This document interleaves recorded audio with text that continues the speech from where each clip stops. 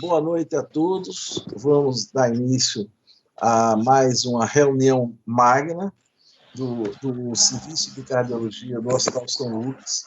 Precisamente, é a reunião de número 1429, e hoje vai ser abordado um tema de grande interesse para todos nós, que é a investigação do coração por imagem na Covid-19.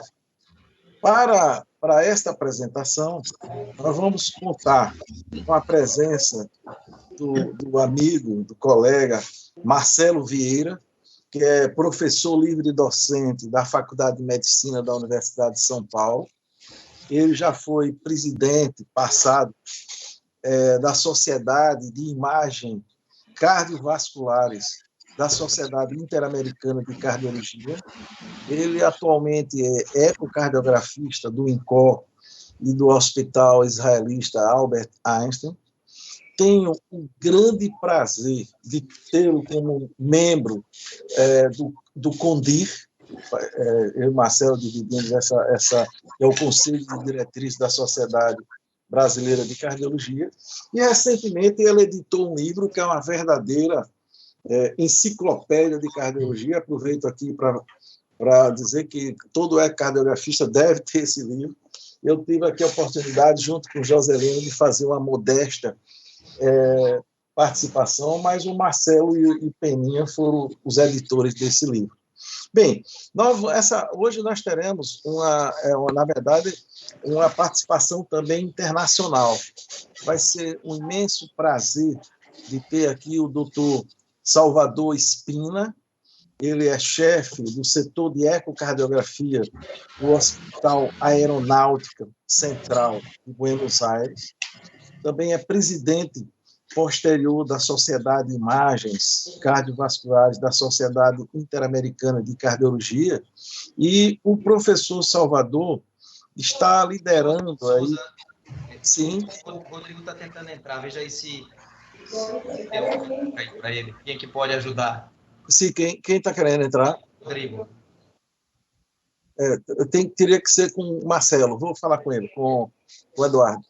Bem, e ele está liderando um estudo de 9 países aí de imagem na Covid, que tem mais de 1.200 casos. Ele vai mostrar para a gente aí alguma coisa sobre isso. Marcelo, então... Pois não. Você fique à vontade. Primeiro, já de antemão, agradeço logo imensamente, em nome dessa plateia imensa aqui que já está presente, né, a sua presença aqui na nossa reunião. Por favor, Marcelo. Obrigado, professor Souza. É um prazer, realmente uma distinção estar aqui com vocês, entre grandes amigos, pessoas que conviveram muito tempo da minha vida, como o Zé Augusto. Nós trabalhamos juntos, né, Zé? Todas as segundas-feiras, durante 3 ou 4 anos, nos plantões do Instituto do Coração. Então, eu tive a grata felicidade de conviver com o Zé Augusto, aprender com ele, muito de fisiologia, muito de reflexão da vida, não somente cardiologia, medicina, mas muito da vida e muito daquilo tudo que ele tem a ensinar. E, então, agradeço muitíssimo a vocês essa oportunidade ímpar, estar entre amigos, e eu aprendo todos os domingos com o professor Souza, com as suas colunas no jornal, que ele tem nos trazido temas palpitantes com relação a esse momento tão ímpar que nós estamos vivendo, não somente no Brasil, mas no mundo, nesse tempo de pandemia. Todos os domingos eu adoro as colunas do professor Souza no jornal aí de vocês. Fantástico, eu tenho divulgado muito e as pessoas têm adorado. Então, vamos conversar um pouquinho hoje a respeito do uso da multimagem ou da imagem cardiovascular na ocorrência dos pacientes que são acometidos por SARS-CoV-2 ou Covid-19. Nós já sobejamente sabemos que em dezembro de 2019 aconteceu um surto. Incrivelmente, se isso fosse escrito há mais ou menos 10 anos, seria impossível de ser pensado. Eu tenho certeza que o livro não teria grande sucesso. Imaginem vocês ter surgido um surto a partir de uma província Na cidade de Wuhan, na província de Hubei, na China, no centro da China, acontece um surto, um outbreak em relação a um vírus que vai ter impacto não somente do ponto de vista fisiológico, epidemiológico, mas vejam vocês, foi suficiente para que um presidente dos Estados Unidos não se reelegesse. Então, vejam vocês o impacto disso, o impacto do ponto de vista de mortalidade em todos os continentes hoje do mundo. Sabemos que isso ocorreu muito provavelmente, a primeira descrição em dezembro de 2020, e teve uma ocorrência multicontinental. Hoje, infelizmente, vejam vocês, esses são dados de hoje à tarde, mais do que 128 milhões de casos de Covid-19 no mundo todo, afetando nada menos, nada mais do que 210 países no mundo, acometendo, Raquel, infelizmente, levando a mais de 2,8 milhões de falecidos, de mortos, com uma taxa de mortalidade mundial maior do que 360 pacientes por milhão de pessoas. Vejam vocês o impacto que isso levou à modificação ultraestrutural e geopolítica do mundo que nós estamos vivendo hoje.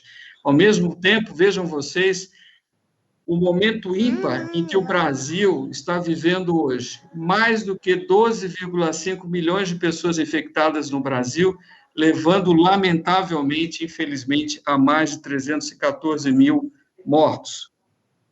Com uma taxa de mortalidade em torno, hoje à tarde, de 1,6 pacientes por milhão de pessoas, para uma população brasileira estimada em torno de 213 milhões de pessoas. Para e passo com relação aos Estados Unidos, hoje, 31 milhões de pessoas acometidas, com 563 mil falecidos. Vejam vocês, em toda a guerra do Vietnã, foram 57 mil falecidos. Já temos hoje, por Covid-19, 563 mil mortos nos Estados Unidos, mais de 10 vezes o número de falecidos em relação à guerra do Vietnã, e vejam vocês por quantos anos a guerra não transcorreu. Isso levando um falecimento por pessoa, uma pessoa falecida a cada 30 segundos, sendo hoje em dia a maior causa de mortalidade nos Estados Unidos. Do ponto de vista cardiovascular, natural, vocês sobejamente já conhecem que o impacto do Covid-19 leva à disfunção miocárdica, a várias alterações vasculares, a ocorrência de arritmias várias, a fenômenos tromboembólicos. E claro que essa tempestade imunológica, ela se faz presente com a ocorrência da elevação sobeja de vários biomarcadores, como BNP, ProBNP, troponina ultrassensível, dímero D, em várias circunstâncias, mesmo na ausência de fenômenos tromboembólicos, como reflexo de um fenômeno inflamatório muito significativo e natural, com ocorrência de inúmeros biomarcadores como reflexo, como as interleucinas, como reflexo da inflamação muito acentuada. Então, a gente vai começar a conversar um pouquinho a partir de um caso que, lá do Hospital Israelita Albert Einstein, que foi acompanhada por esses médicos, professor Elias Knobel, José Mariani, José, que você conhece bem, e o doutor Marcos Gás, que se tratava de um paciente do sexo masculino, de 24 anos, que apresentou uma dor torácica intensa, com irradiação para o braço esquerdo. Imagine vocês, nós estamos no pronto-socorro, lá no INCOR, meia-noite, chega esse paciente, no meio da pandemia, uma dor intensa, com irradiação para o braço esquerdo, 9 em 10 cruzes, que iniciou-se 80 minutos antes da entrada do paciente na emergência. O paciente era um trabalhador do hospital, não apresentava comorbidades prévias, e a mãe tinha falecido aos 54 anos de idade em função de infarto do miocárdio. Do ponto de vista da apresentação clínica, mostrava-se um pouco prostrado, com mialgia, fatiga, febre, artralgia, dor de cabeça, que isso vinha já nos últimos 3 dias. Foi a outro hospital, recebeu penicilina, sem que houvesse sido investigado do ponto de vista do Covid-19.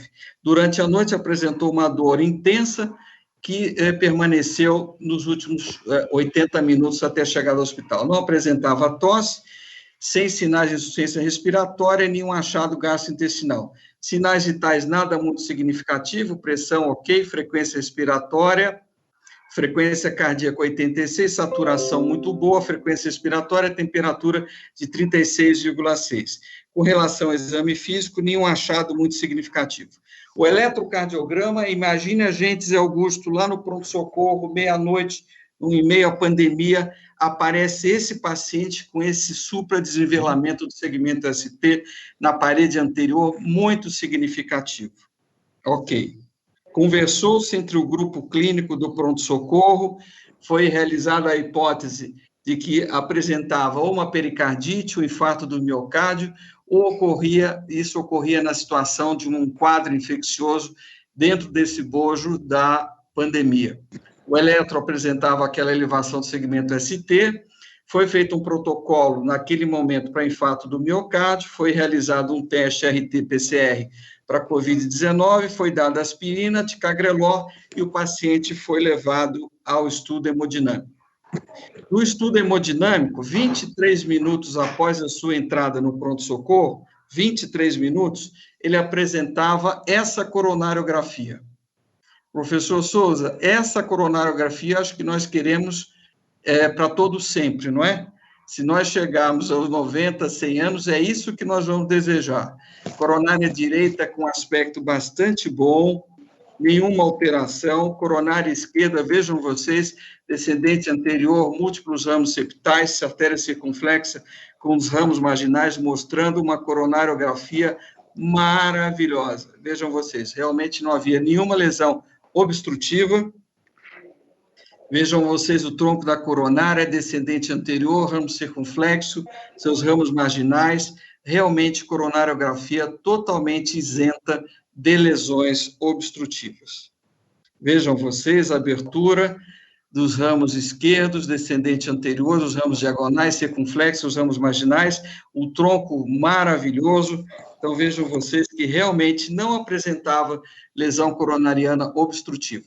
Do ponto de vista laboratorial, aqui já há 2 horas da sua entrada no pronto-socorro, troponina de 2.159, pronormal do laboratório até 5, CPK aumentada, DHL aumentada, PCR de 198, pronormal de 0,3, e o restante, nada muito significativo, não tínhamos ainda o RT-PCR e o dímero D de 384. Então, vejam vocês, troponina muito alta, PCR muito alta também. O paciente se encontrava clinicamente estável, sem dor, 20 minutos após o exame físico mantinha-se normal, recebeu ibuprofeno, suspendeu-se a antiagregação plaquetária e o teste para COVID ainda não estava disponível. Foi realizado um ecocardiograma, que nós vamos ter a oportunidade de apreciar. Vejam vocês, a fração de ejeção calculada por o método de Simpson, biplanar de 56%, a imagem paraesternal longitudinal de câmaras esquerdas, nessa imagem transtorácica, demonstrava contratilidade absolutamente preservada, normal, câmaras sem dilatação, realmente uma imagem bastante boa. Já em eixo curto, nós observamos que a contratilidade bastante boa, observamos já na parede inferolateral inferior, um aumento da refringência pericárdica, como nós podemos observar, mas a contração realmente bastante boa. Do ponto de vista da imagem apical, 4 câmaras, novamente, contratilidade septal e da parede lateral completamente preservadas, a parede livre do ventrículo direito também preservada, câmaras de dimensões normais, um ecocardiograma absolutamente normal, um pouquinho, talvez, de espessamento na parede lateral do átrio esquerdo, a imagem apical 2 câmaras também demonstrando, Raquel, contratilidade absolutamente preservada. Muito bom. Então, CAT normal, ecocontratilidade normal, paciente mantinha-se estável clinicamente, sem dor, saturação excelente, e o teste foi positivo para COVID-19. Vejam vocês, ele foi levado a uma tomografia de tórax inicial e não foram observados achados compatíveis com acometimento pulmonar por Covid-19, na primeira tomografia. O paciente mantinha-se estável no dia seguinte, totalmente estável, sinais vitais ok, troponina apresentou um aumento, anteriormente 2.159, agora elevou-se para 4.100. Foi levado dessa forma a um estudo por ressonância magnética, passou a receber prednisona 1 miligrama por quilo dia. Vejam vocês um achado bastante interessante com relação a edema e ao um achado tardio também do gadolínio na parede inferolateral, demonstrando realmente a possibilidade e a confirmação diagnóstica de miocardite. Então, na verdade, esse paciente apresentou uma miocardite, também com acometimento pericárdico, elevação das enzimas, e aí foi levado a um estudo ecocardiográfico com o strain. E vejam que interessante, isso é um achado que nós temos encontrado, não de forma muito rara, a alteração do ponto de vista da deformação miocárdica na observação ecocardiográfica. Vejam, os senhores, o normal seria a imagem, não é, Raquel, totalmente vermelha, mas vejam vocês uma alteração bastante significativa no segmento basal da parede inferoceptal, da mesma forma que no segmento médio da parede inferior e inferolateral, e também no segmento mais externo da parede anterior. Ou seja, alterações do ponto de vista da deformação miocárdica não localizada. Mais uma vez, compatível com a possibilidade de miocardite. Fração de ejeção preservada com o strain diminuído. Vejam vocês, o strain de menos 15,2% para um normal de menos 18%, e a fração de ejeção preservada 57%. Então, dentro desse bojo, alteração na ressonância magnética nuclear, alteração à deformação miocárdica observada com ecocardiografia por strain, alteração laboratorial bastante significativa, alteração eletrocardiográfica, esse paciente realmente apresentou uma miopericardite como resultado da agressão por Covid-19. Vamos para frente.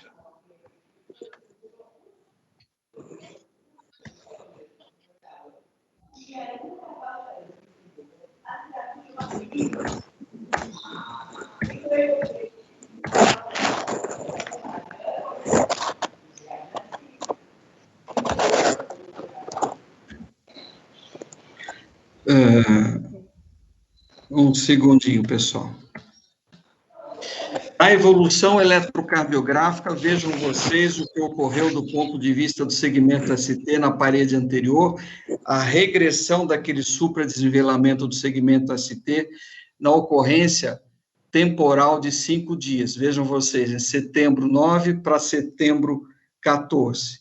Do ponto de vista da evolução laboratorial, o paciente apresentava troponina no dia 9, 2.159, dia 10, 4.100, 3.041 e no dia 14, 57.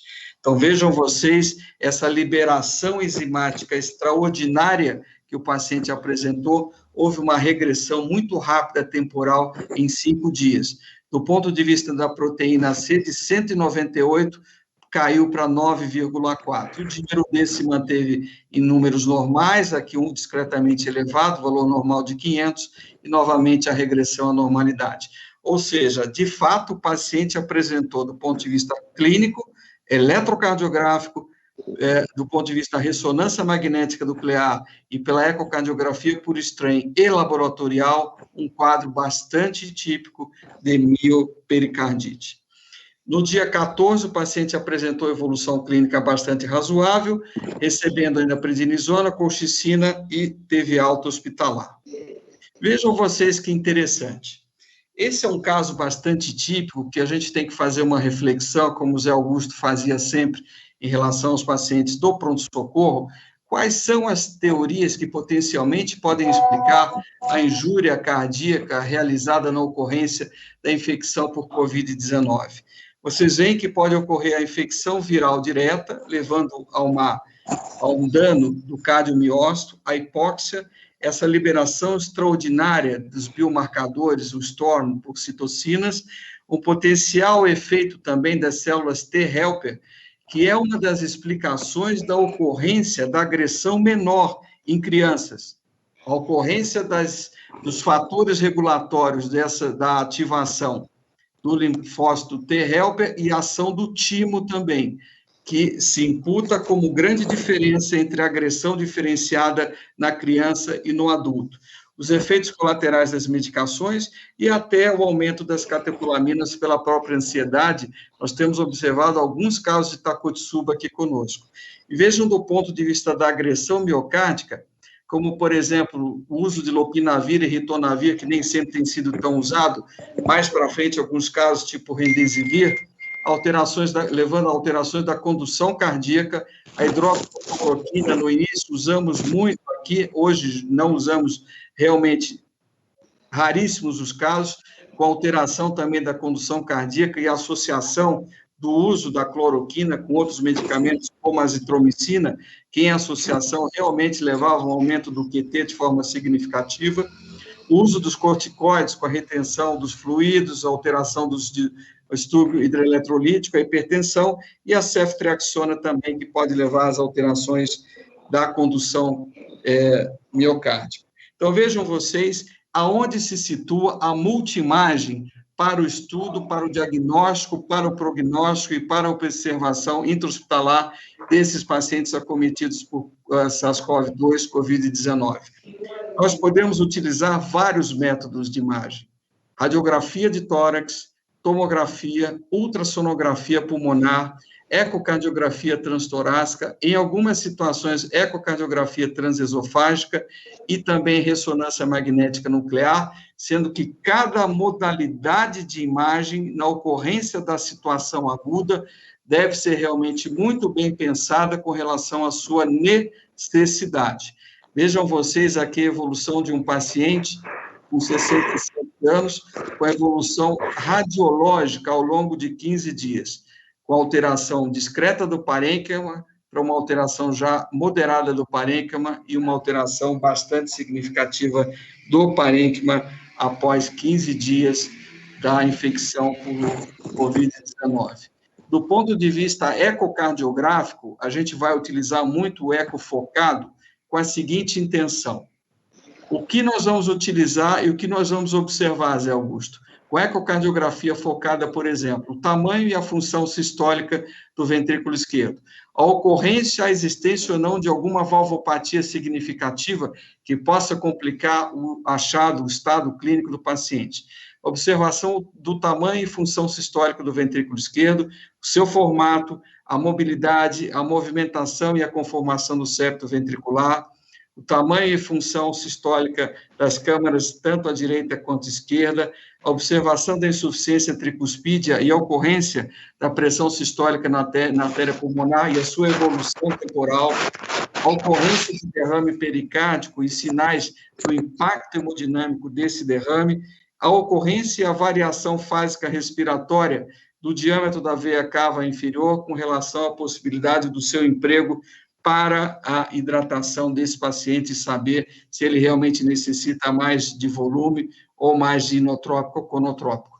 No sentido da possibilidade do diagnóstico de situações como miocardite, cardiomiopatias, cardiopatia de estresse, choque cardiogênico, hipertensão pulmonar, tromboembolismo pulmonar, miopericardite ou tamponamento cardíaco. Então, vejam vocês que o emprego do eco focado, mesmo hoje, eco do tamanho de um celular, ele pode levar à observação, diagnóstico de situações clínicas realmente de grande impacto clínico para o paciente.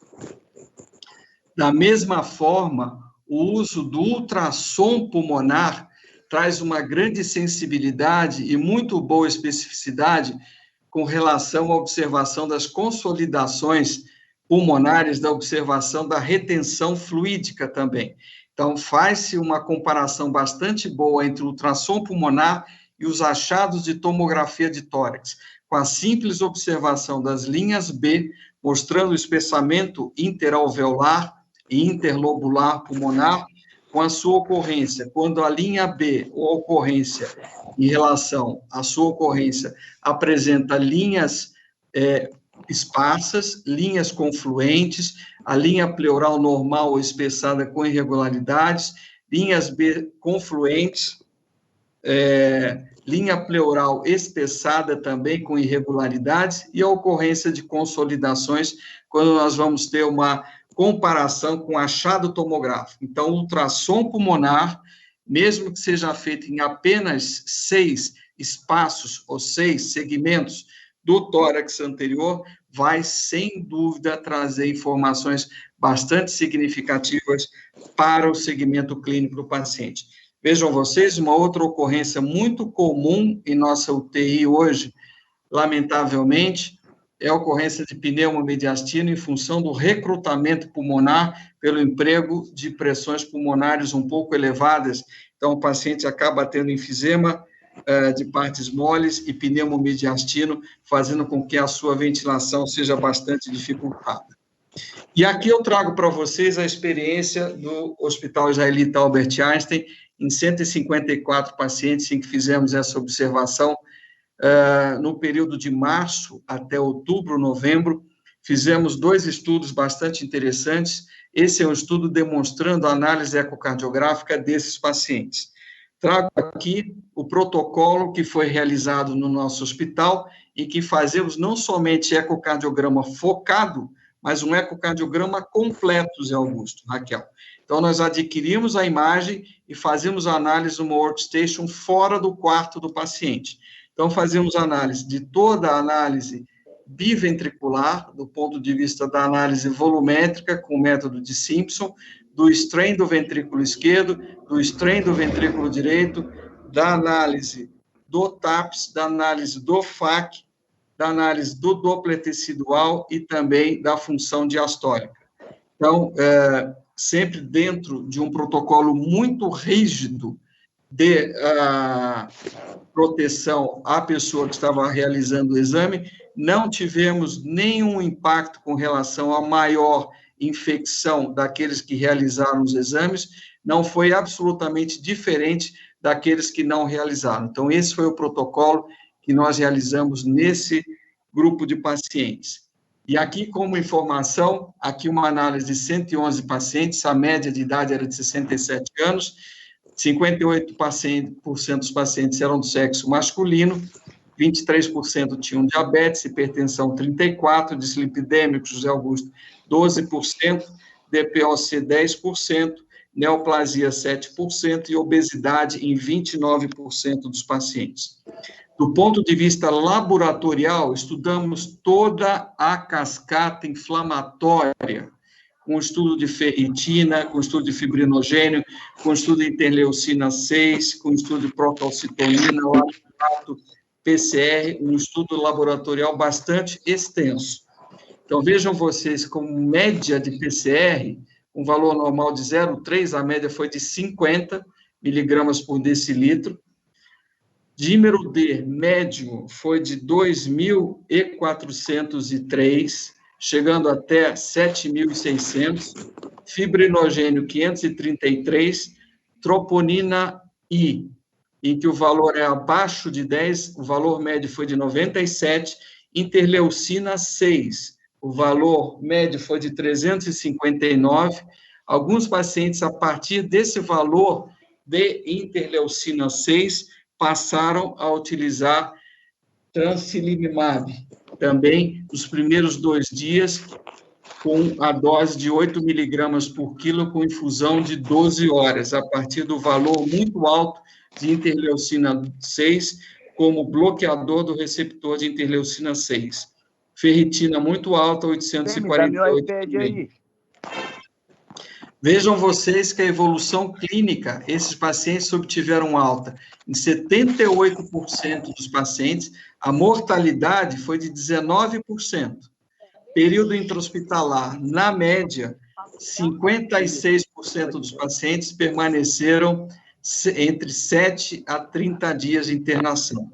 E a necessidade de intubação foi realizada em 43% dos pacientes.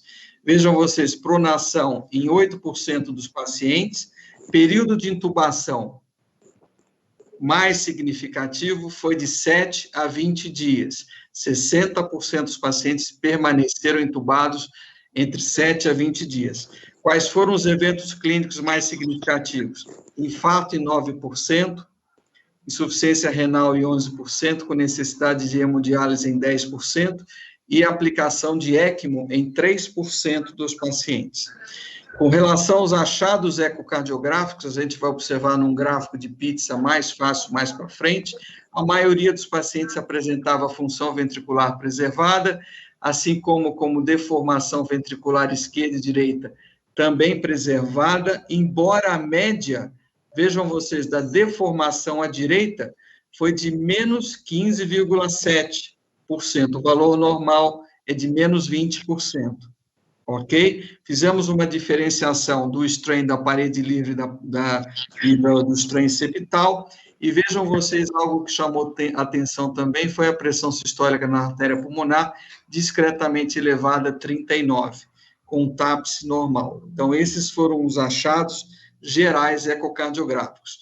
Do ponto de vista de distribuição dos achados, vejam vocês que 18% dos pacientes apresentavam diminuição da fração de ejeção, com eco normal em 46% dos pacientes, o que é par e passo com a literatura.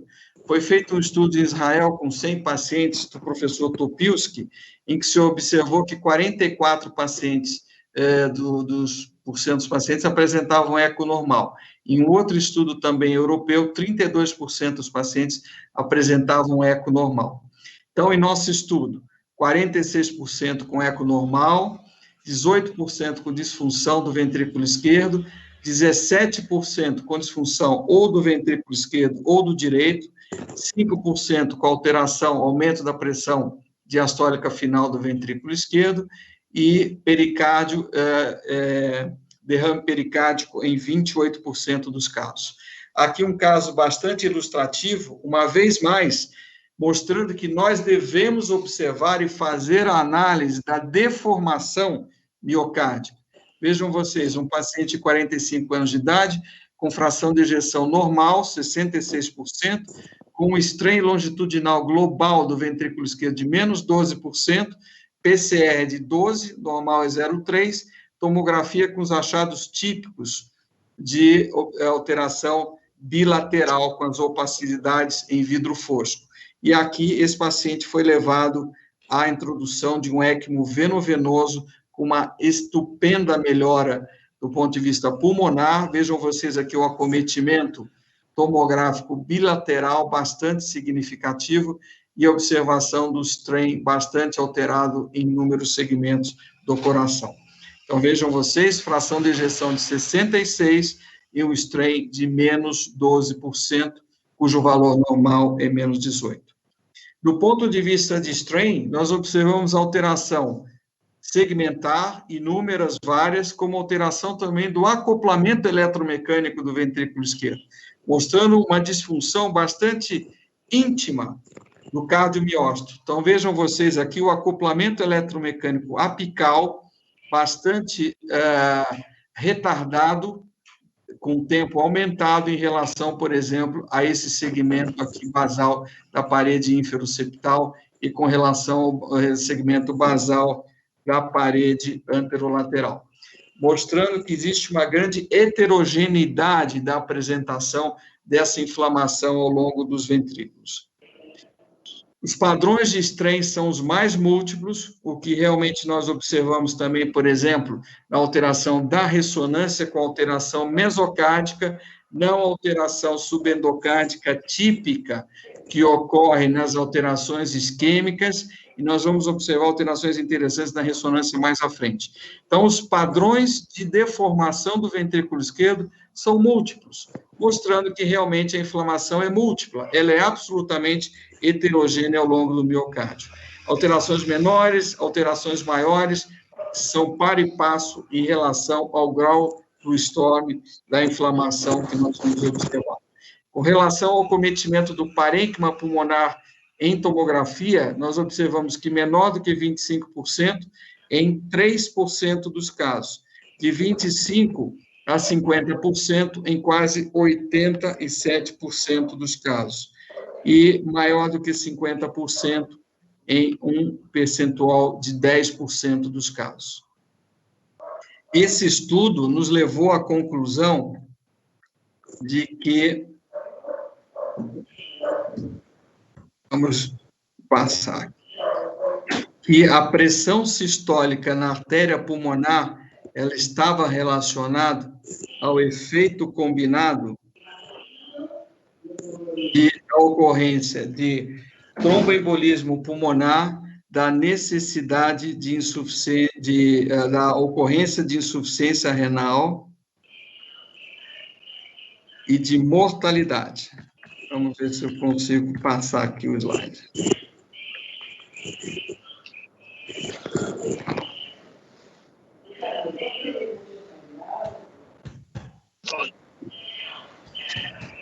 Dedé?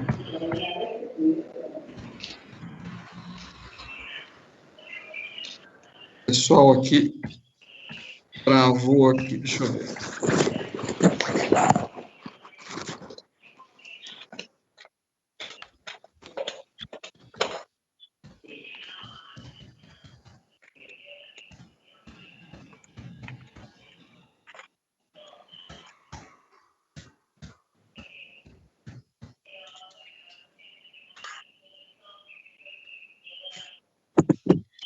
Bom, eu vou tentar passar. Então, a ocorrência da pressão sistólica na artéria pulmonar aumentada teve relacionada ao efeito combinado, ao evento combinado de mortalidade, de insuficiência renal e de embolia pulmonar. Nós estudamos também esse mesmo grupo com relação à ocorrência de mortalidade. E nós vimos que, nesse grupo, a mortalidade estava relacionada fortemente à necessidade de intubação, à ocorrência da elevação de troponina, à idade maior do que 74 anos e a ocorrência de dímero D elevado. Então, novamente, nós vamos observar aqui. Então, voltando. Vejam vocês que a elevação da pressão sistólica na artéria pulmonar, ela relacionou-se à mortalidade, à embolia de pulmão e à insuficiência renal, fortemente, com a velocidade acima de 2,5 metros por segundo. Então, essa foi a conclusão desse primeiro estudo. À frente, nós observamos como se comportava esse grupo de pacientes em relação à mortalidade e observamos que a idade, a necessidade da intubação e ventilação mecânica, a elevação do PCR e do dímero D se relacionavam fortemente também à mortalidade. Então, quando a idade era acima de 74 anos, vocês vão ver para frente, olha aqui, ó. Quando o PCR era acima de 29, o dímero D acima de 1928, e quando havia a necessidade de intubação e ventilação mecânica, com área sobre a curva bastante significativa, sobretudo com relação ao PCR 0,83. E vocês vão ver para cá que o odds ratio, veja aqui, o odds ratio para intubação de 23, odds ratio para o dímero D 1,39, o PCR 1,18 e a idade 1,07. Então, realmente, nós observamos que, em relação à mortalidade, os fatores que, de fato, numa análise multivariada eram significativos, eram idade acima de 74, necessidade de intubação e ventilação mecânica, elevação da proteína C reativa acima de 29 e do dímero D acima de 1928. E como é que se situa isso do ponto de vista mundial? Os vários estudos da literatura mostraram que nós podemos fazer eco do ponto de vista completo ou focado. Ou nós vamos lá e fazemos um eco e só vamos ver se o que nos interessa é função ventricular, presença de derrame, ocorrência de insuficiência mitral ou de estenose valvar mais significativa. Então, vários estudos se compuseram na literatura e vários achados são interessantes. Por exemplo, quando o strain da parede livre do ventrículo direito é menor que menos 23, nesse estudo com 120 pacientes completo, retrospectivo, foi preditor de mortalidade. Marcelo? Oi? Oi? A sua tela não está compartilhada. Não? Não, Peraí. tem uma coisa aí que... Peraí.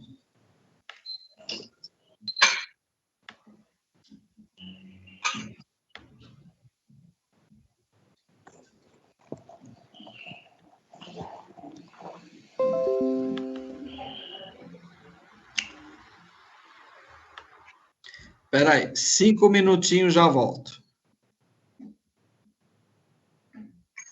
5 minutinhos.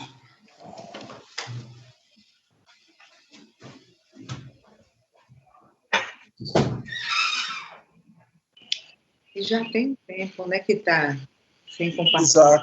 Exato. Pensou que era só a gente, saiu. Eu acho que o sinal não pode passar pela Bahia, não, viu, Amélia? Tem que fazer uma curva aí. Aí eu não estou na Bahia, estou aqui.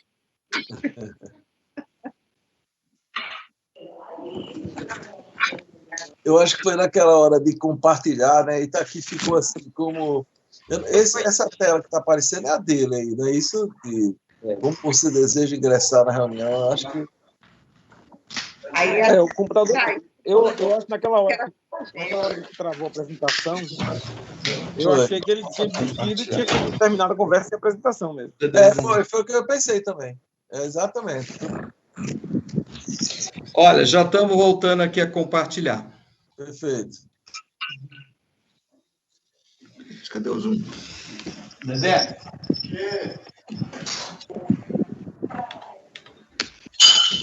Aqui.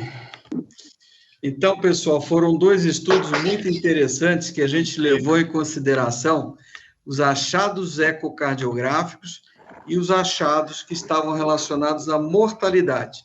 São 2 visões bastante diferentes e a gente vai mostrar a vocês... vai para cima? Não. Vai. Aqui, esse. Olha, pronto. Voltou, pessoal? Voltou. Olha, eu tive uma ajuda aqui da turma jovem, teenagers. Então, voltando aqui, pessoal, com relação ao mundo, nós observamos que a diminuição do strain do ventrículo esquerdo é forte preditor de mortalidade, que a dilatação do ventrículo direito também, a disfunção do ventrículo direito, a diminuição do strain do ventrículo direito e a dilatação do ventrículo direito. Todos esses são fortes preditores de mortalidade, assim como um aspecto muito interessante de um método que nós utilizamos muito pouco na prática clínica hoje, que deveríamos utilizar mais, Raquel, que é o MAPS, que é o semelhante ao TAPS, que é a modificação do anel ventricular em relação à ponta do ventrículo esquerdo, que também foi preditor de mortalidade. E vejam vocês também que nesse estudo prospectivo focado, com eco focado, que houve disfunção do ventrículo esquerdo em 35% dos casos e ventrículo direito em 13,7% dos casos. Um outro estudo muito interessante que foi feito com uma análise por telefone celular, vejam vocês, em 69 países, com questionário, com smartphone, com 1.272 pacientes em relação a 17 dias de abril, mostrou que 46% dos ecos eram normais e em 15% dos casos havia disfunção do ventrículo esquerdo ou tamponamento. Essas ideias todas a gente construiu e elaborou num artigo muito interessante que foi feito com o Tavico, Otávio Rizzi Coelho Filho, e o Ibrahim Pinto, na revista da SOCESP, que está à disposição de todos no número de dezembro, mostrando a análise e a observação da multiimagem nesse mundo do Covid. E trago para vocês também um estudo que eu acho que deve ser bastante analisado, que é sobre o posicionamento, as indicações da reintrodução dos métodos de imagem cardiovascular de forma segura no cenário da Covid-19, que foi capitaneado pela Adenalva Lima, do Distrito Federal, que é bastante interessante, do Departamento de Imagem. Em que situações nós devemos fazer e não fazer os diversos métodos de imagem? E aqui um estudo muito interessante também do Silvio Barberato, de Curitiba, mostrando também que nesse estudo multicêntrico também com 233 pacientes, o achado mais significativo foram alterações do ventrículo direito. Então, parece que para a COVID a nossa atenção especial deve ser com relação à dilatação e à disfunção do ventrículo direito. Isso é para e passo e voz comum com vários estudos da literatura. E aqui um estudo interessante com relação à ressonância, que nós estamos iniciando lá no Einstein, um estudo com atletas que se recuperaram de COVID. Por quê? Porque a ressonância magnética nuclear, principalmente com o estudo com T2, pôde demonstrar que pacientes ainda apresentavam algum grau de inflamação e edema, mesmo em pacientes, em atletas que haviam se recuperado de COVID há mais de 60 ou mesmo 90 dias. Então, podem ainda ocorrer alterações do ponto de vista de inflamação, observados mais em T2, com edema, e mesmo fibrose em T1, em pacientes que se recuperaram de COVID há mais ou menos 3 meses. Então, exatamente por isso que nós idealizamos esse estudo com futebolistas da Confederação Brasileira de Futebol, e nós realizamos o primeiro estudo faz 2 dias. Então, nós vamos fazer o estudo com ecocardiografia tridimensional, ressonância, ergoespirometria, ultrassonografia endotelial e análise laboratorial para estudar esses atletas de futebol que foram acometidos por COVID e se recuperaram. A gente quer saber se a inflamação ainda está presente, em que grau que se encontra presente. E observar, por exemplo, comparando modalidades diferentes, quando utilizar a ecocardiografia e quando utilizar a ressonância magnética nuclear no bojo desses pacientes com situação aguda. É claro que sempre o ecocardiograma, por ser não invasivo, rápido, seguro, versátil, altamente aplicável, muito útil na emergência, se torna como um método de primeira linha no estudo da possibilidade da inflamação. Não tem exposição por radialização e nem uso de contraste. Por outro lado, a ressonância não invasiva permite a caracterização tissular, espacial e temporal muito boa, tem excelente reprodutibilidade e não apresenta exposição à radiação. No entanto, ela é muito mais longa, usa contraste, pequena possibilidade de utilização, mais custosa e não deve ser utilizada nos pacientes de forma aguda. Pode ser utilizada de forma individual, mas de forma aguda, nesses pacientes com COVID, a imagem que deve ser empregada é a ecocardiografia e também a ultrassonografia pulmonar. Mais para frente, o professor Salvador Espina vai relatar a respeito desse registro de imagens cardiopulmonares, que se chama RIMAC, que é um estudo muito interessante, com mais de 1.200 pacientes de 11 centros de 8 países da América Latina. E eu diria para vocês que eu acho que mais ou menos a COVID é aquilo que se deparou e se encontrou nosso maior cientista médico, que sem dúvida foi Carlos Chagas. Imaginem vocês que Carlos Chagas, em 1909, 1910, 11, ele tinha somente esse microscópio, a sua paixão pela pesquisa e a mente brilhante, para estudar esse tipo de paciente, em que ele pôde fazer toda a descrição do ciclo da doença, alteração, infiltração tecidual no coração, desse tipo de paciente que se encontrava e se achava que havia um bócio, na verdade era déficit de iodo, tanto é que, hoje em dia, a Organização Mundial da Saúde transformou o dia 14 de abril como o Dia Mundial da Doença de Chagas. E o dia V, o dia da vacinação do Covid-19, é o dia 8 de dezembro. Então, vejam vocês a importância de uma doença, o que foi o desafio para o Carlos Chagas em 1909, hoje o Covid-19 é um enorme desafio para todo mundo. E dessa forma eu queria convidar todos vocês que queiram nos visitar, muitos estiveram já no Instituto do Coração, estão agora na Universidade de Sergipe, eu queria convidar todos para que possam estar conosco nos 2 hospitais onde trabalho, o Hospital Israelita Albert Einstein e o Instituto Coração.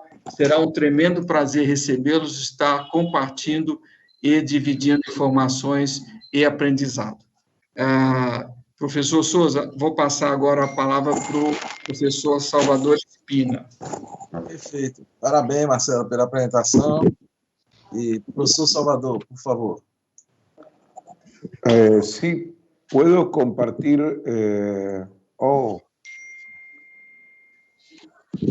Déjame ver si puedo compartir acá. A ver. Ô, Marcelo, acho que você tem que tirar a sua apresentação, né, para que ele... Pronto.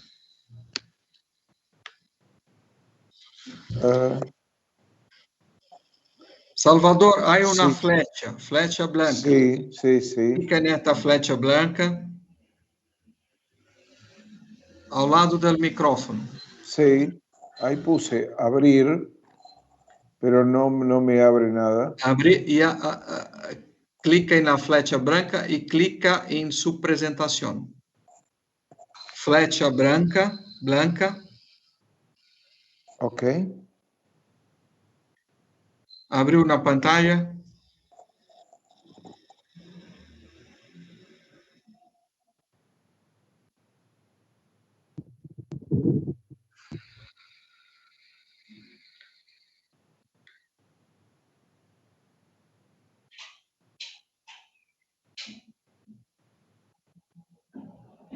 Está na flecha branca. Ô, Marcelo, a impressão que tem é que travou, né, a imagem dele. Não sei. Deixa eu ver aqui. Salvador, Salva, está escutando?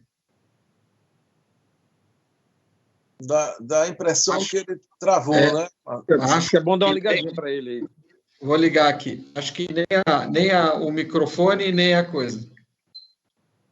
Vamos lá.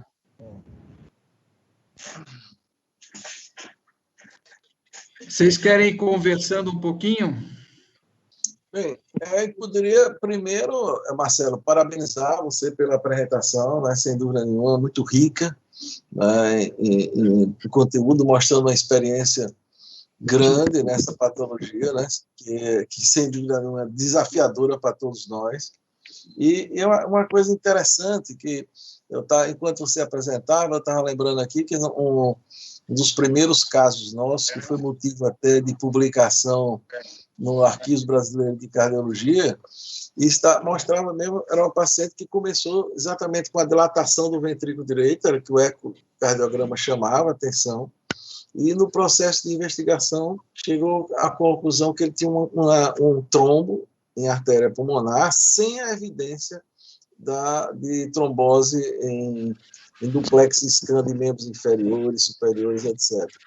Então, esse caso foi apresentado no arquivo.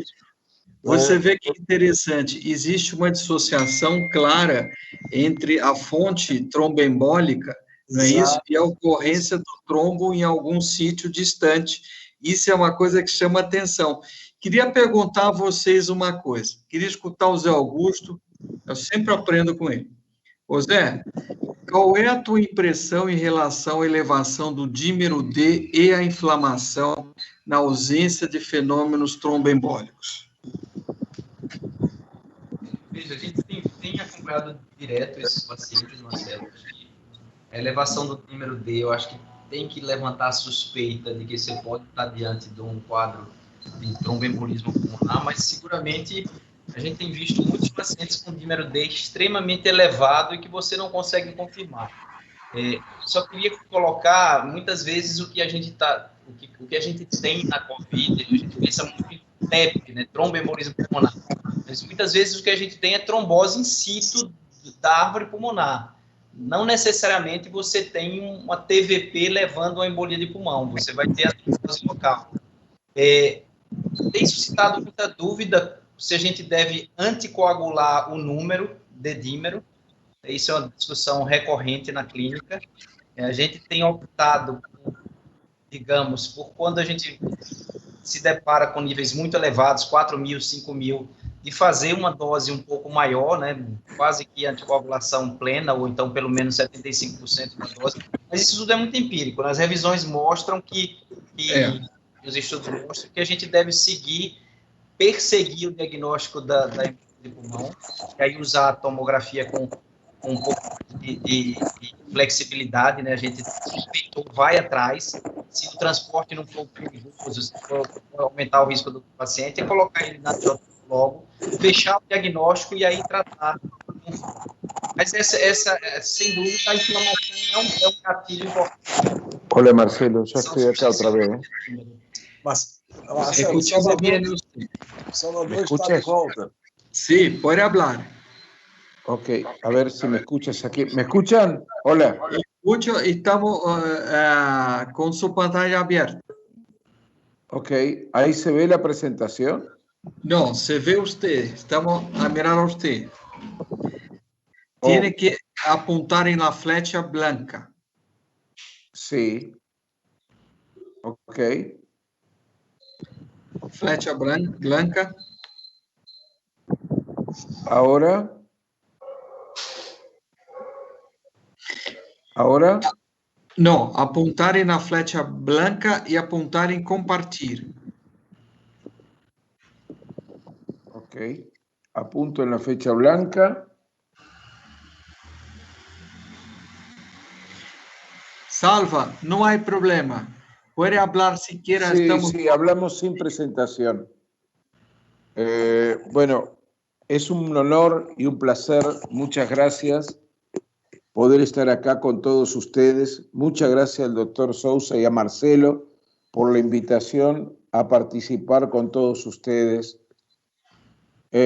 Yo quería decirles que nuestra Sociedad de Imágenes Cardiovasculares de Latinoamérica nació hace 20 años casi en Buenos Aires con un grupo de gente y hoy representa a 23 países con más de 4.000 más de 4.000 personas de imágenes en todo el continente. Tuvimos el honor y el placer de tener varios presidentes durante todos estos años. El fundador fue el doctor Jorge Lowenstein, que seguramente ustedes lo conocen, y tuvimos el placer que Marcelo haya sido el anterior presidente a mi gestión, por una forma maravillosa y extraordinaria. Realmente ha sido muy bueno la integración de toda América, desde Canadá hasta la Argentina, haciendo muchos trabajos conjuntos. Hicimos un trabajo conjunto de Chagas con el DIC y con la Sociedad Americana de Ecocardiografía y la Europea, realmente muy interesante. Le hemos insertado en el mundo entero y haciendo muchos cursos, y hemos tenido un libro en lengua castellana, española, y ahora vamos a sacar una segunda edición también prontamente del libro.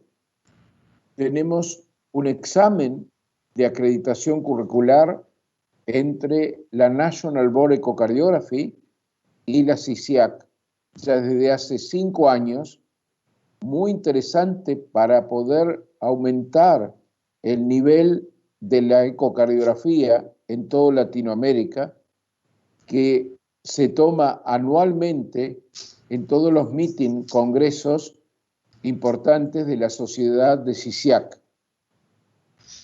La sociedad de CICIAC es parte de la Sociedad Interamericana de Cardiología, es la rama de imágenes de la Sociedad Interamericana de Cardiología. Y ahora estamos proponiendo, junto con la National Board Echocardiography y CICIAC, al DIC, la realización de un examen de acreditación en Brasil, en idioma portugués, en el Congreso brasilero, con la misma metodología que el examen que se realiza en Estados Unidos de la National Board Echocardiography. Y eso permitiría poder tener la posibilidad de ser miembro fellow no solamente de CICIAC, sino también de la American Society of ECO. Estamos en esa tratativa actual también para poder unir más a Brasil, que es uno de los más importantes países que integran la CICIAC. Realmente es un honor y un orgullo estar con todos ustedes. Quería decirles además que estamos, como Marcelo decía, haciendo este trabajo, el primer trabajo que se realiza a nivel latinoamericano conjunto, con países de Norteamérica, de América del Norte como México, países del Caribe como la República Dominicana y países de Sudamérica como Colombia, Brasil, Perú, Argentina y Chile, con 10 centros de alta complejidad. Es el estudio RIMAC, que es un registro de imágenes cardiopulmonares en la enfermedad de COVID en Latinoamérica. Todos los registros multicéntricos actuales son de Estados Unidos, de Asia o de Europa. Esta va a ser la primera vez que tengamos un registro latinoamericano de imágenes que concuerda mucho con los datos que Marcelo presentó hace unos minutos, con 1.330 pacientes recolectados de los países, con aproximadamente más del 15% de Brasil, otros de Centroamérica, de México y de Sudamérica. Hemos dividido este trabajo, lástima que no le puedo mostrar las imágenes, en 3 regiones. La región de América del Norte, la región del Caribe y la región de Sudamérica, para hacer una comparación entre las 3 regiones, y datos muy interesantes surgen de la misma, con una mortalidad cercana al 27% en forma global en todo el estudio. Y algo muy interesante es que el 97% de la población de toda Latinoamérica tiene algún grado de afectación en el peso, en the weight, con un 31% de obesidad y más de un 70% de sobrepeso. Y ambos dos influyen en la internación en el COVID. No solamente la obesidad influye más en la mortalidad, pero el sobrepeso, como ya lo estableció un trabajo recientemente publicado en Circulation, también influye en la internación de los pacientes. El 97.6% tenían algún grado de afectación en el peso.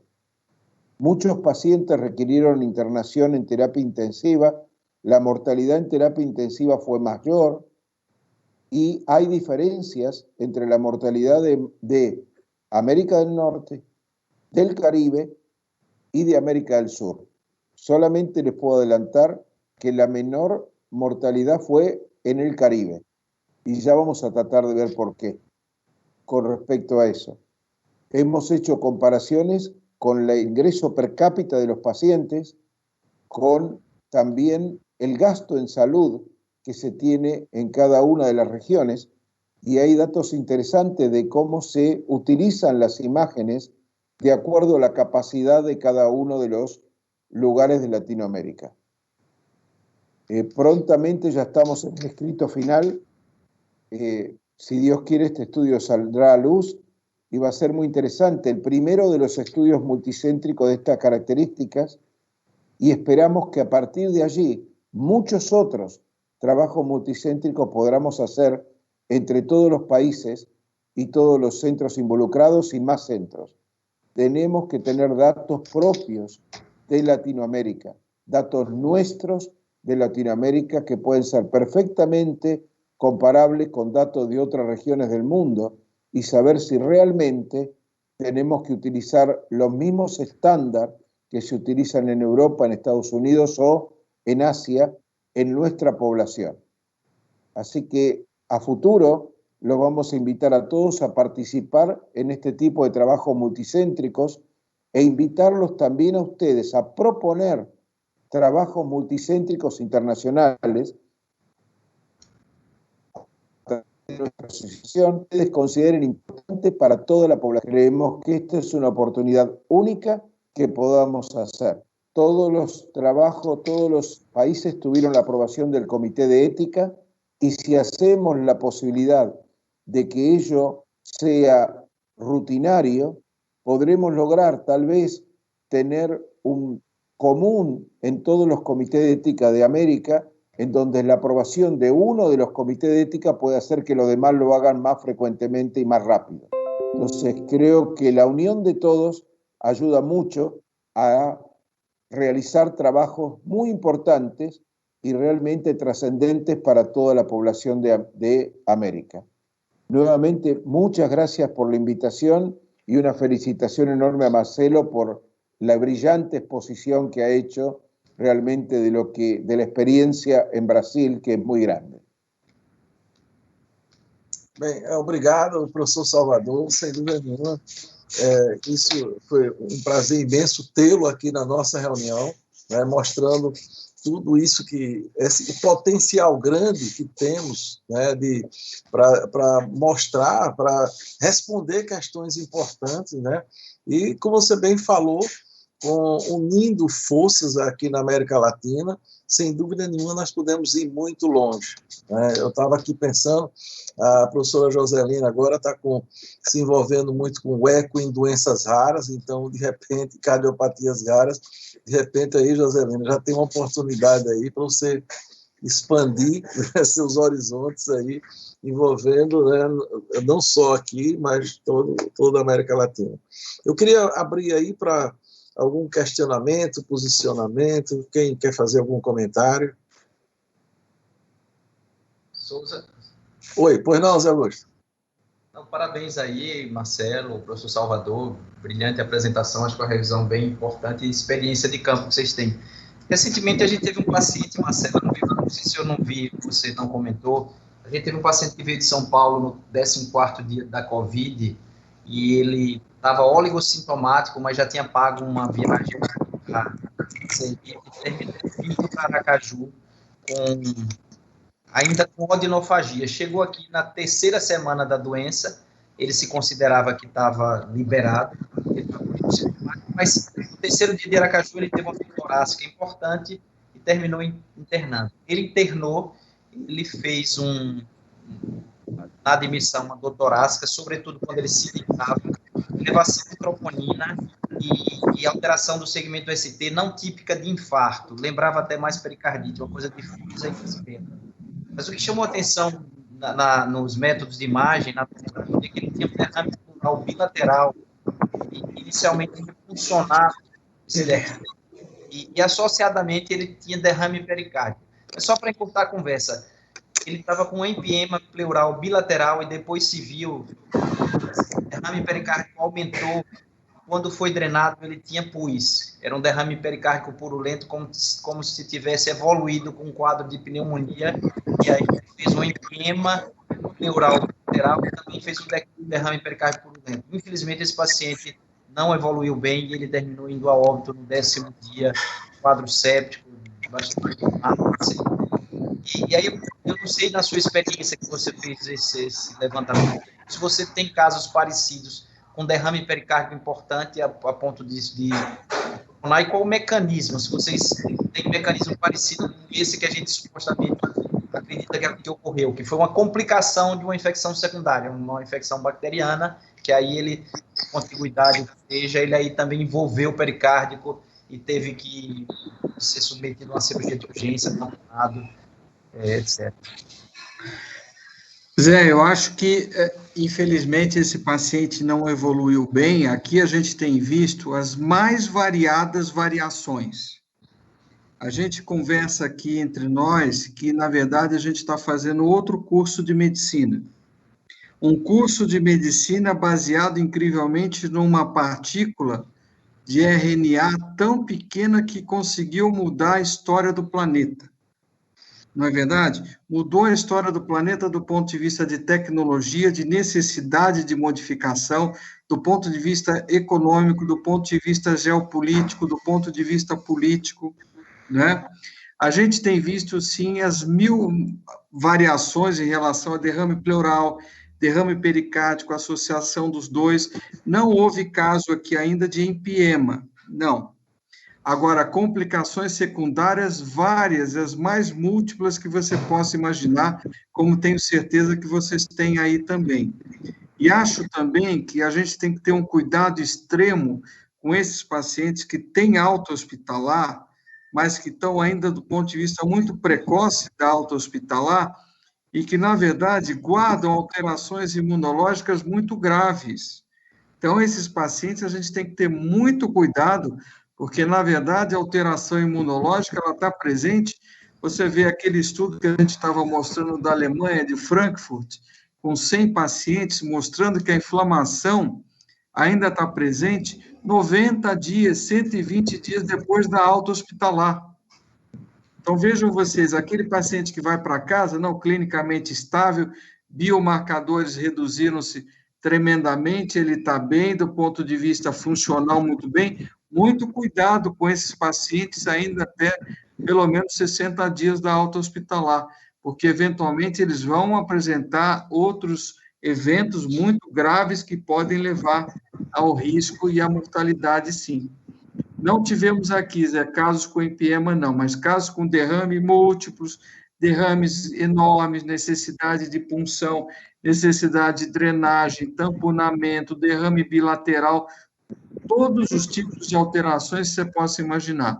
Empiema ainda não, mas não é improvável que possa acontecer, né? Beleza. É o lúpus contemporâneo, né? É o lúpus contemporâneo esse, né? Você não acha? Pô, o lúpus ficou até fácil, né? Comparativamente. Então. Inflama mais do que lúpus, né, Zé Augusto? Com certeza. Agora, muito provavelmente, nós vamos encontrar mais para frente qual é o fator de proteção que faz com que alguns que trabalhem diuturnamente em contato com esses pacientes não tenham infecção grave, nem mesmo infecção e nem mesmo demonstração da infecção. Provavelmente, dentro da imunidade desse paciente, algo se faz. Aquilo que eu estava falando com relação ao T-helper e o regulador de T-helper e o timo na proteção de criança é muito interessante. Se especula muito por que, na verdade, as crianças estão tão protegidas e o adulto não está tão protegido. Então, se especula muito sobre a função do timo, sobre a função de uma regulação do receptor dos T-helpers, por que eles são modulados e são diminuídos, não é? Por que no adulto isso já não está tão expresso do ponto de vista imunológico? Então, eu tenho certeza que um pouquinho mais para frente a gente vai entender por que alguns evoluíram tão mal e outros se sentiram e foram protegidos ao longo do tempo. Isso vai surgir. Como a história da imunização e da vacina. Se a gente for pensar que há 30 anos nós temos AIDS e não temos vacina, né? O Zé Augusto teve aqui tanto tempo no INCOR, você vê, Zé, na tua época já existia com a Luísa e com o Jorge Calil a pesquisa para vacina para doença reumática. Se pesquisa vacina para doença reumática na China, na Índia, na África, no Brasil, na América Central, nos Estados Unidos, e não sai ainda uma vacina razoável. E se pensar que saíram várias vacinas em 12 meses, 15 meses de Covid, é extraordinário. Então, realmente, tudo isso mudou, né? Foi como aconteceu com o antibiótico na Segunda Guerra, que lançaram a penicilina em 42, porque havia necessidade de alguma coisa que sustasse a mortalidade dos soldados. Da mesma forma, então, houve um avanço tecnológico porque havia necessidade. E vejam que coisa incrível. AIDS, 30 anos sem vacina, Covid, 15 meses, 12 meses com vacina, várias é uma coisa extraordinária, não é? Sim. Viu, Marcelo? Uma vez numa live, Zé Augusto chamou a atenção, disse que é o professor SARS-CoV-2. Mas não é? Esse professor tem nos ensinado, inclusive uma das crônicas que eu fiz levando em consideração isso que ele falou. Aliás, as suas crônicas são muito apreciadas. Eu tenho passado aqui, já passei para o professor Ramires, já professor para vários titulares, eles adoram as suas crônicas. Todo domingo a gente tem a oportunidade de ler. Parabéns. Bondade sua, obrigado. E aí, Joselina, quer fazer algum comentário? Quero. Marcelo, eu gostei muito do que você falou. Foi muito prazeroso ouvir a sua explanação, muito, porque você conseguiu colocar os seus pacientes, 154, no seu grupo, e mostrou a experiência de uma forma sistemática, arrumada, científica, boa para os nossos alunos que estão assistindo, né? E só nos enriqueceu, né? Em relação até aos nossos pacientes dos pós-Covid, que vai para o consultório e que a gente faz exame, que isso tudo que você falou me relembrou tudo que eu tenho passado, né? E as dúvidas que a gente tem no dia a dia. Foi maravilhoso, assim, ouvir sua experiência arrumada, estabelecida por todos os momentos que vocês estão enfrentando desde o começo, né?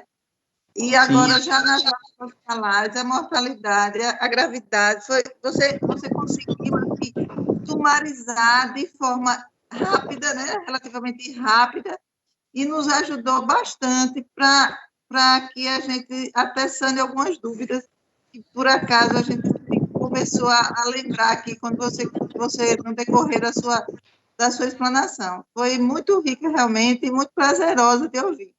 Mais uma vez, aquela velha história que você fala assim, vejam vocês.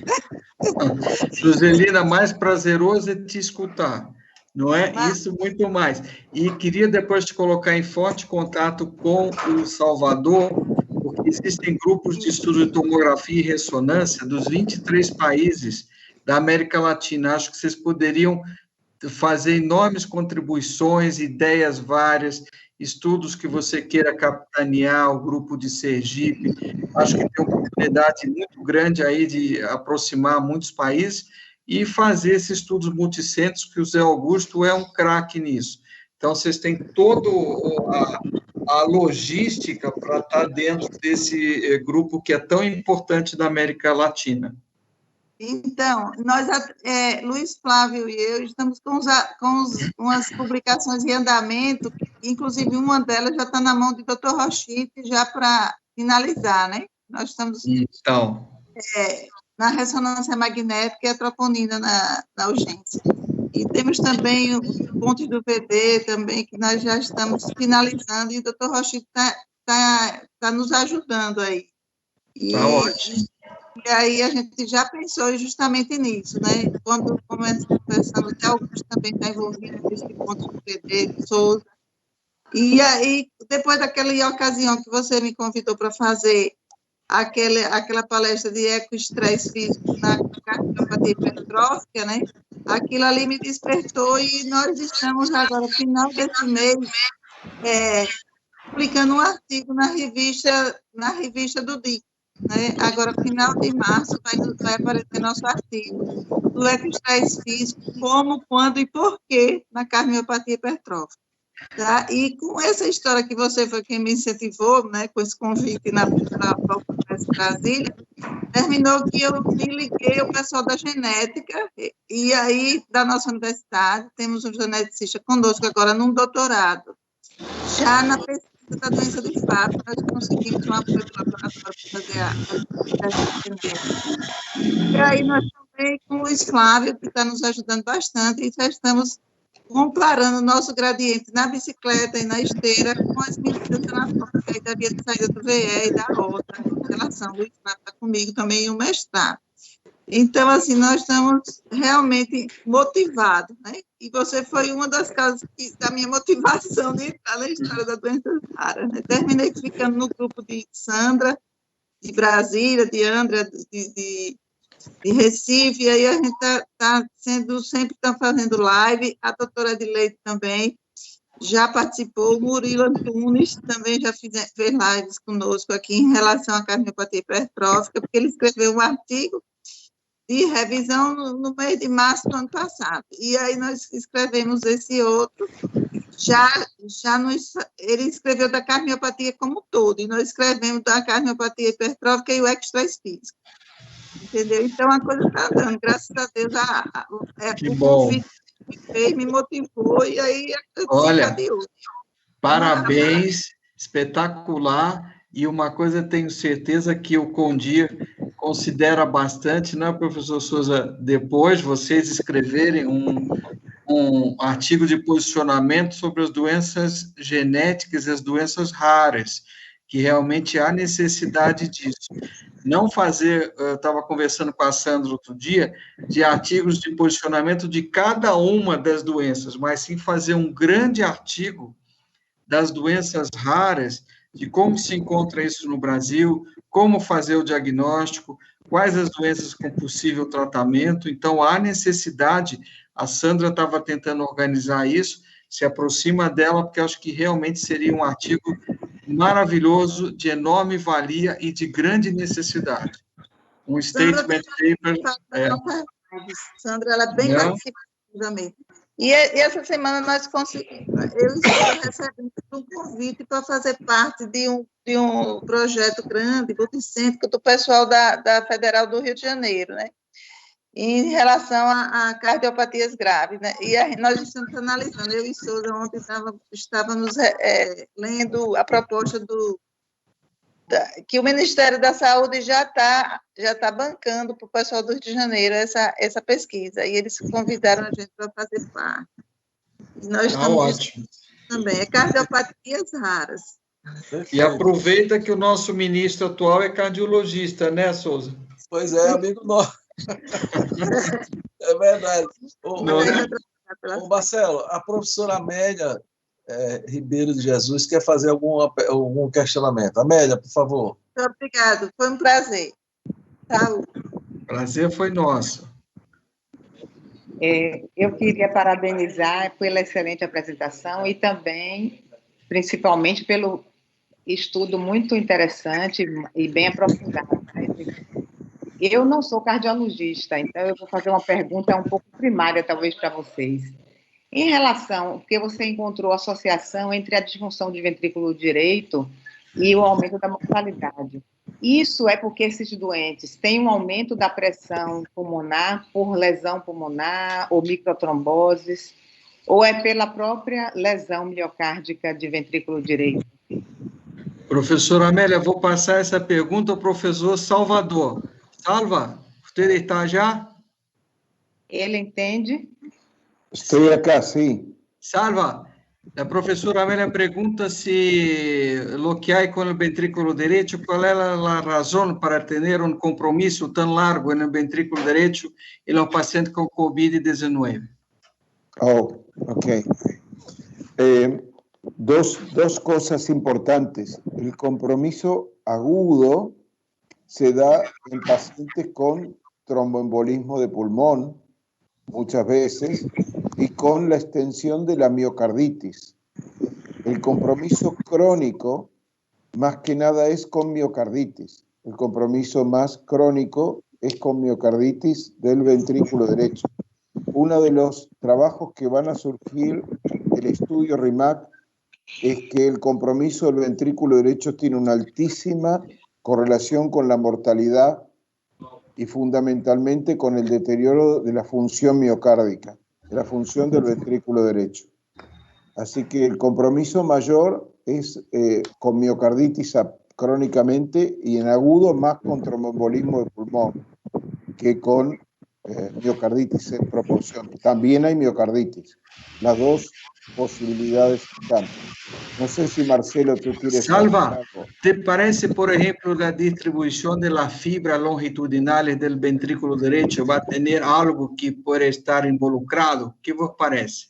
Sí, en los trabajos de Strain, la distribución de la fibra longitudinal ha mostrado que ha tenido gran correlación con los pacientes más graves y con los pacientes con mayor mortalidad, mucho más del ventrículo derecho que del ventrículo izquierdo. Y una cosa que llama la atención es lo que tú señalaste en el trabajo, que la función ventricular, tanto izquierda como derecha, al comienzo, cuando el paciente se interna, en proporción es normal. En gran proporción, los pacientes ingresan con función conservada y luego se deterioran a lo largo de la evolución de la enfermedad. Eso también llamó mucho la atención. La alteración diastólica más importante fue la alteración de la relajación. No fue nada de compromiso severo cuando ingresaron los pacientes. Y luego progresaron. Los pacientes inicialmente eran en su mayoría normales y la enorme mayoría masculinos, varones, mucho más que mujeres. También es así. Y el promedio de edad fue 69 años. 69 años. Muy similar al resto de la población también. Creemos que son datos que corroboran en todos los lugares, ¿no? En todos los lugares. Sí. Profesora Amélia. Otra cosa que quería comentarles es que la mayor complicación fue la insuficiencia renal. Y eso marcó la mortalidad. La insuficiencia renal fue la mayor complicación que tuvieron los pacientes. Más que el tromboembolismo de pulmón y más que el infarto de miocardio. Sim. Professora Amélia, existe uma maneira hoje muito interessante de estudar a distribuição das forças ao longo dos ventrículos, que se chama trabalho miocárdico. Esse trabalho miocárdico, ele leva em consideração a pressão arterial e a distribuição da deformação miocárdica. E isso faz uma distribuição vetorial das forças ao longo do ciclo cardíaco, sístole e diástole. Isso está muito bem estudado hoje nas cardiomiopatias do ventrículo esquerdo. Hoje já existe um novo algoritmo que está se estudando o trabalho miocárdico do ventrículo direito, levando em consideração a pressão arterial na artéria pulmonar e a distribuição da deformação do ventrículo direito ao longo do ciclo cardíaco. Como o ventrículo direito tem uma conformação anatômica muito maior dessas fibras longitudinais, muito maior do que as fibras circunferenciais e radiais, que estão melhor distribuídas no ventrículo esquerdo, provavelmente o maior agravo do ventrículo direito é pelo acometimento desse trabalho nas fibras longitudinais. E isso traz uma observação mais íntima daquilo que se observa da célula até o macroscópio. Então, isso que acontece, por exemplo, com o estudo do edema, da inflamação, com T2, do estudo com T1, da fibrose, etc., da impregnação mesocárdica heterogênea na ressonância, no eco a gente pode estudar através do trabalho e a distribuição pontual dos vetores ao longo dessas fibras longitudinais. É por isso que o ventrículo direito é mais acometido. É porque o gasto energético nas fibras longitudinais, para que ocorra a disfunção, é menor. Você precisa de menos energia para que ocorra a disfunção nas fibras longitudinais. Por isso é que elas são afetadas mais precocemente. Tá? Então, isso é uma distribuição dos vetores de pressão e de deformação ao longo do ventrículo direito. Para que isso ocorra, o gasto energético é menor. Então, ocorre uma maior alteração do lado direito, porque a alteração inicial é mais precoce do que do lado esquerdo. Essa é uma das explicações do acometimento tão significativo do ventrículo direito, seja do ponto de vista funcional e seja do ponto de vista morfológico com a sua dilatação. E não necessariamente vinculada a um fenômeno tromboembólico, né, Marcelo? Não, e totalmente desvinculado. Foi exatamente o seu caso do Arquivos Brasileiros, que foi um artigo muito comentado aqui no Instituto Coração. Por que está acontecendo isso? Aí falaram, mas aconteceu lá em Aracaju. Eu falei, podia ter acontecido em Salvador, em São Paulo, Rio. Aconteceu e vai acontecer mais, né? Em doença de Chagas ocorre a mesma coisa, né? Não é? O sentimento inicial é mais à direita, né? Amélia, e você sabe que eu tive o privilégio de mostrar isso na minha tese de doutorado com o Marim, lá de Ribeirão Preto, mostrando exatamente por cintilografia, a gente fazia a ventriculografia pela cintilografia, mostrando que, mesmo na forma indeterminada, em todas as formas, você começa pelo lado direito. É uma coisa curiosa isso aí. Agora, só uma provocação, mas eu estou chateando talvez vocês. Como eu sou imunologista, você comentou sobre uma doença multissistêmica, né, que é pior do que lúpus, às vezes, ou igual. Exato, né? Exato. E eu ando curiosa em relação a essa possibilidade. Em várias situações de infecção, existem o desencadeamento de fenômenos autoimunes. E nessa doença, é possível que alguns quadros muito graves desse seja o caso, porque se o vírus ele liga com o receptor de angiotensina, é porque ele tem alguma semelhança com a própria angiotensina. Então, um fenômeno autoimune contra uma substância tão frequente no soro pode ser desastroso, né, nessas fases. Professora Amélia, deixa eu fazer uma pergunta provocativa para a senhora. Marcelo, conversa com o Calil. Calil é o homem da autoimunidade. O Jorge, Jorge Calil. Olha, eu sou muito amigo da Luísa. Sim, Luísa, que trabalha com febre normal. Deixa eu perguntar uma questão para a senhora. Como é que a senhora vê a função, o aspecto timo em relação às crianças e a possibilidade de proteção aí com relação ao Covid? Pois é. O timo, em crianças não muito grandes, mas logo no nascimento, o timo ainda é funcionante. Então, ele ainda funciona fazendo tolerância. Então, isso que você comentou fala mais a favor de a criança estar protegida, porque ela não faz autoimunidade. Porque o timo é o órgão que faz tolerância de linfócitos T. Então, quando a célula passa nele, aí primeiro ela recebe um sinal para sobreviver. E esse sinal de sobreviver, que é a seleção positiva, só ocorre se a célula reconhecer algum antígeno que está passando ali, certo? Só que se o sinal for muito forte, ela recebe um sinal para morrer, que é a seleção negativa. Então, por exemplo, se a criança tiver um vírus na época, em grande quantidade, na época do timo, ela pode receber uma toleralização, ou seja, os linfócitos que são reativos a isso podem ficar tolerantes. Eles morrem. E a outra forma de tolerância é gerar uma célula T reguladora, que também vai para a periferia, para caso alguma célula sobreviver, alguma célula autorreativa sobreviver, a tolerância de células T reguladoras vai controlar essa autoimunidade, entendeu?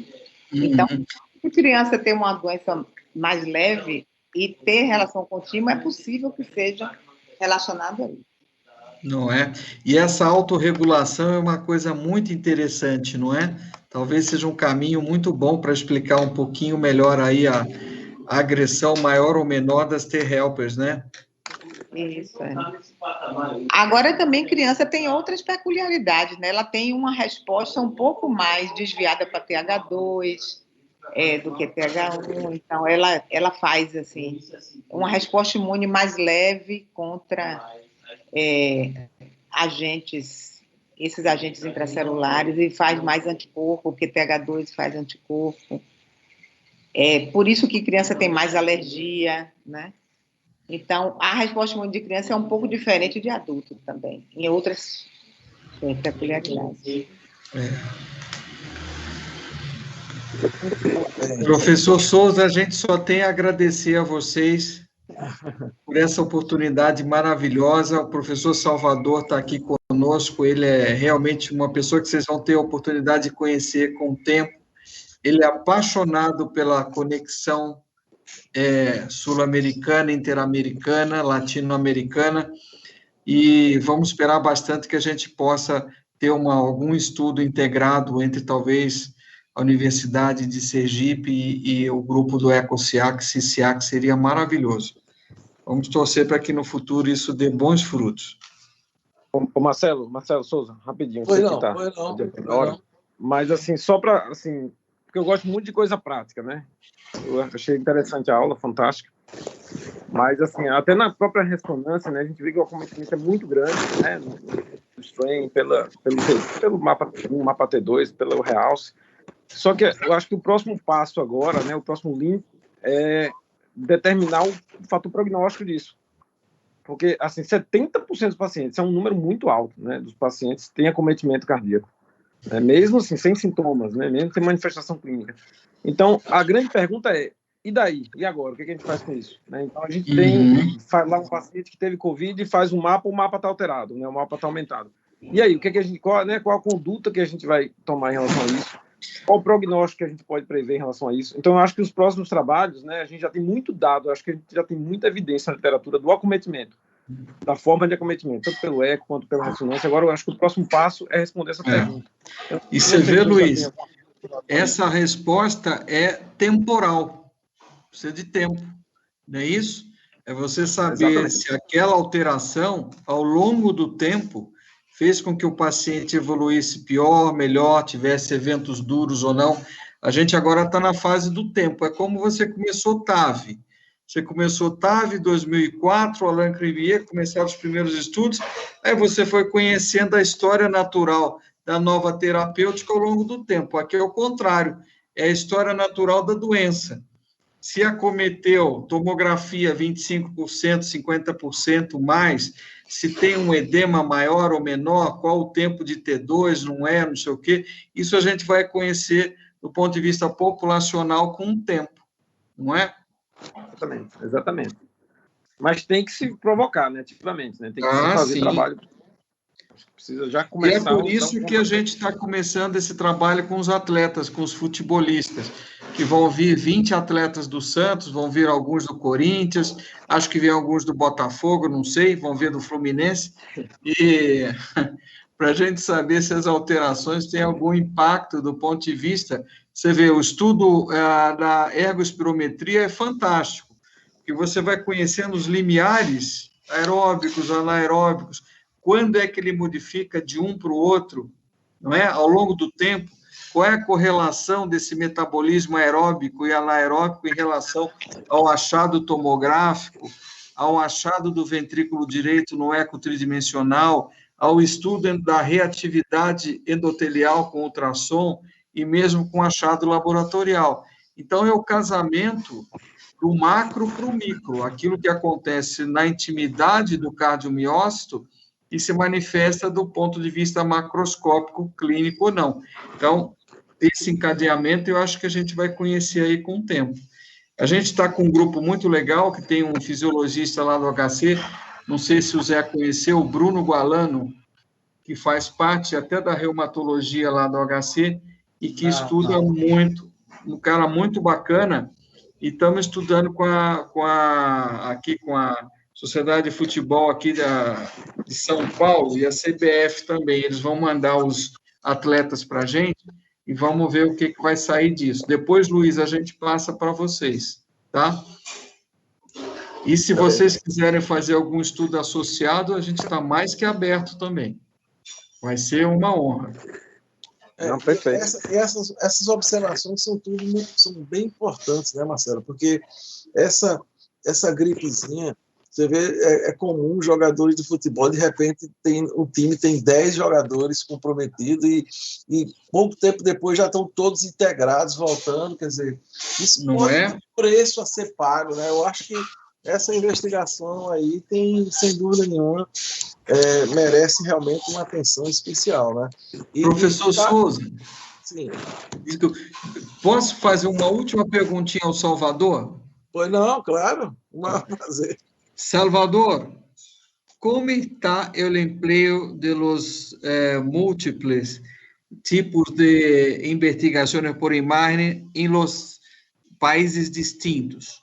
Por exemplo, hacemos lo mismo en México, hacemos lo mismo en Caribe, hacemos lo mismo en Sudamérica. ¿Es distinto? ¿Más tomografía, más radiografía de tórax? ¿Cómo están los métodos de investigación por imagen? Bueno, tú quieres que te adelante los resultados del RIMAC. Un poquito. Antes de publicarlo. No, Pero solo algunos resultados. Un poquito. En general. Ok. En Sudamérica y en México, el uso es muy similar. Se utilizó mucho la tomografía y, en segundo lugar, el ecocardiograma. La tomografía en nuestro estudio se utilizó en el 92% de los pacientes. Y en Centroamérica se utilizó más la radiografía de tórax. Un estudio simple para hacer diagnóstico y para evaluar algún grado de compromiso pulmonar. Y el ecocardiograma. Y en menor grado la tomografía. Y creemos que eso es por una cuestión de costos, por una cuestión monetaria y no por otra razón.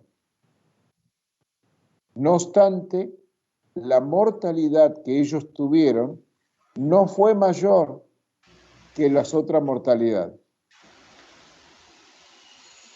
a pesar de no usar toda la tecnología.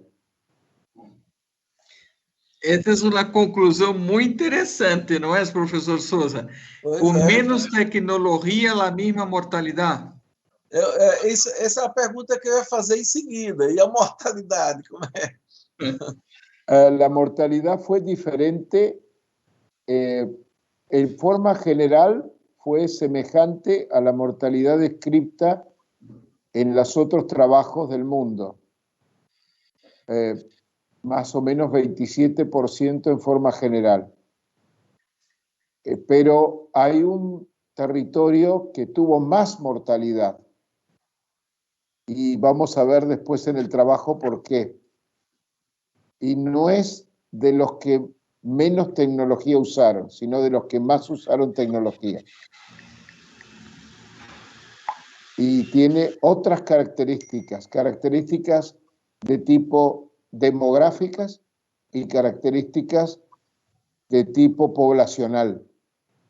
Las características de la población tienen mucha importancia a la hora de la mortalidad.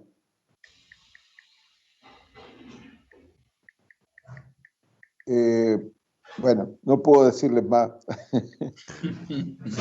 Muito interessante.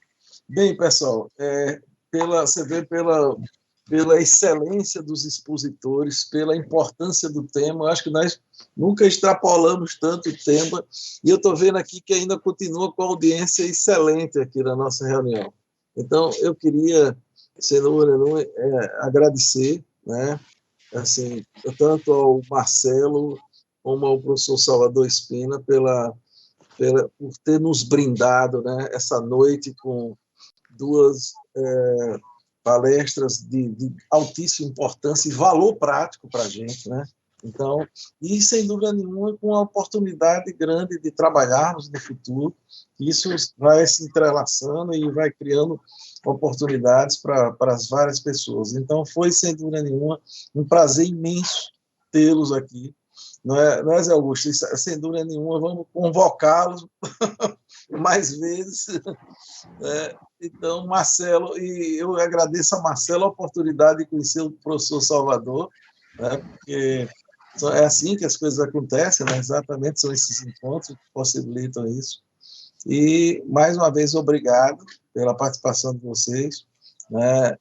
A nossa reunião, sem dúvida nenhuma, ela tem persistido exatamente em função da excelência das suas apresentações. Então, e vocês, hoje, não fugiram à regra, apresentaram aqui, foi uma noite memorável. Então, muito obrigado a todos e, com fé em Deus, na próxima semana, às 18 horas, estaremos juntos mais uma vez. Então, Muchas gracias. Muchas gracias. Não, bom te ver, viu, Marcelo? Bom te ver. Garoto, Un honor mantém-se estar acá. Un honor. 25 anos, Zé. Isso. Fiquem com Deus. Amém. Obrigado, obrigado. Do Paulo Amado, tudo bem? Muito obrigado.